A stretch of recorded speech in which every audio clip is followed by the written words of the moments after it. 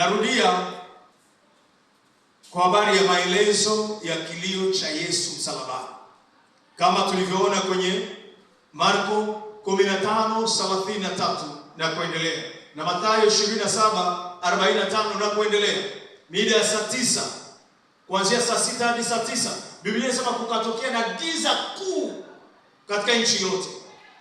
Yesu akapaza sauti, akalia sana, Mungu wangu, mbona umeniacha? Kwa Kiswahili.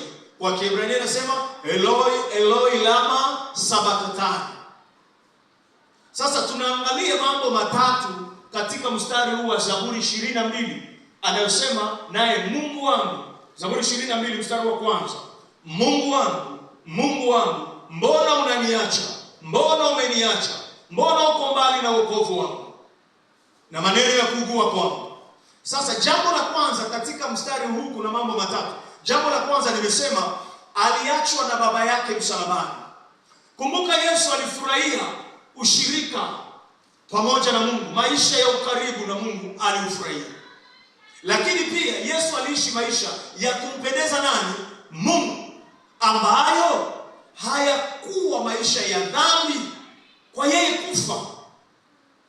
Kwa hiyo msalabani alichukua juu yake dhambi za ulimwengu kama matokeo ya nini? Ya kukata ushirika wake na Mungu Baba. Unaweza kuona namna dhambi zinavyoweza kukata ushirika kati yetu na nani? Na Mungu. Ndio maana ni vyema kama muamini, endelea kudumisha nini? Ushirika wako na Mungu. Yesu anakiri kusikia uchungu, maumivu baada ya Mungu kumpa mgongo, baada ya ushirika wake na Mungu kukata. Ndugu zangu, dhambi inavunja ushirika, inakata mahusiano yetu na Mungu. Yesu alilia kwa kilugha.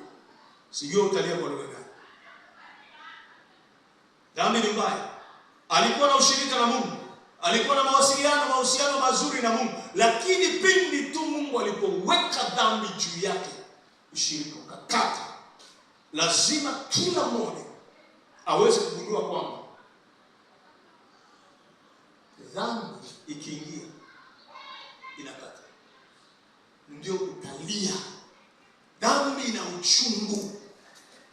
Dhambi ina maumivu yasiyo ya kawaida. Amen, amen. Amen, amen. Amen. Tuko pamoja?